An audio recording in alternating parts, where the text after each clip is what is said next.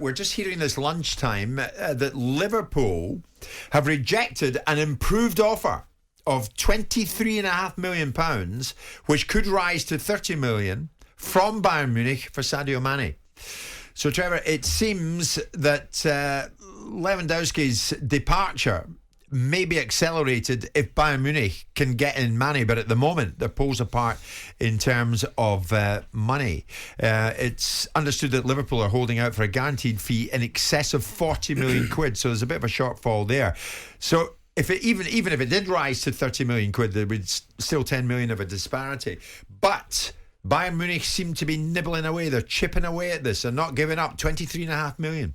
Listen, no player from my memory leaves Liverpool on their rights, on their terms. Liverpool let players go for a lot of money or they keep them. And it shows the power of the club. And you look at Mane, I think Mane is probably the most useful player. Attacking, defending, the way he goes about, the way he might not score the most goals, but he causes absolute mayhem in the opposition final third.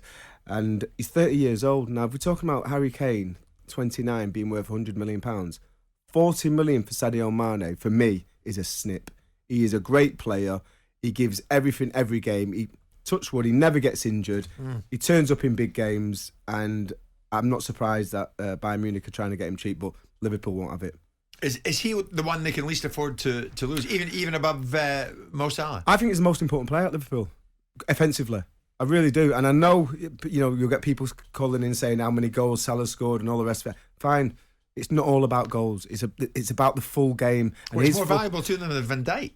No, I said offensively. Going forward, yeah, I think his departure has been priced in. I think Diaz was priced into the equation in terms. I don't mean financially. I mean it's been priced into their thinking. Yeah. And it's about money now. Mane was probably always going to go, and it's just come to the light now that he's actually more robust about leaving than perhaps he was originally.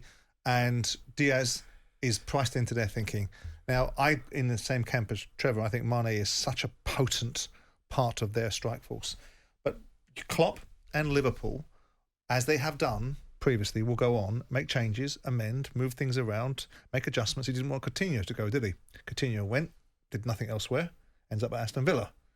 And if Sadio Mane wants to go, the only difficulty for Liverpool in this situation, and Trevor's probably right to say that in the recent times, whenever they've wanted a player, even down to Kevin Keegan going to Hamburg for 500 grand in 1977, which was a record transfer fee at the time, they've always got their money. But this is slightly different now because contractual situations then and now, kids on the last year of his contract, it's going to be a hard one to get exactly what you want. 40 million quid for a player that's 30 years of age on the last year of his contract is a difficult one to achieve. It's a difficult one to achieve. I mean, it's unrealistic, would you say, Sam? Well, it's unrealistic not to ask for the highest amount you can get, because then you horse trade your way through it, don't you? If they're paying 23 and you want 40, you'll meet at 32, won't you? I mean, what Mane is not saying, Trevor, is, I'll kick up. I want to stay here.